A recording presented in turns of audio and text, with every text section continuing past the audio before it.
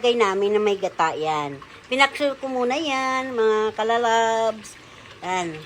Katapos, nagluto ako na, yan eh, ng chicken para sa anak kong bunso. Kaya naku, mahilig yun sa manok. Ito naman para sa amin. Pumili kami ng, ng tilapia. Katapos, yung isa, inano ko prinito. Kaso, ubos na. Kahapon. Gusto ko naman ngayon, pinaksaw ko muna siya, tapos nagyan na namin ng gata. Lubos ko yung sabaw na gata. Mamodel ko muna ha. Tapos ito na po mga kababayan. Ay, tumulo na. Sorry, tumulo na yung aking gata. Nabuhos yung gata. Yan to po. Gusto ko dito yung ulong tilapia. Halika, kain kayo.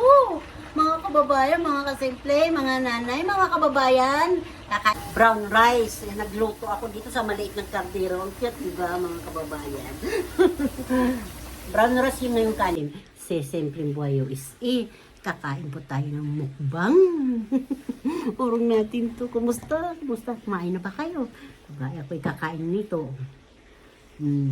Kain po tayo. Ay pagkain po namin, tilapia na pinakso na may gata. Ito lang po. Naputo. Pasensya na kayo na lubat eh. Tapos yung dinelit ko pa, puno na yung yung rice. Puno na yung yung parang pag nag-i-edit, puno na kaya na. Paano, hindi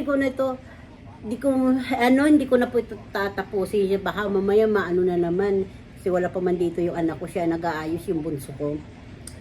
Salamat sa panonood nyo. Pindutin nyo yung bell para para makita nyo ulit yung upload ko ulit. Paano po? Salamat po sa inyo.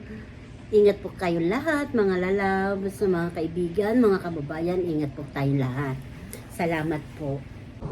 Ayun yung mga puno, mga kasimple, ang gaganda. Oh. Ayan, ang lalaki. Ha?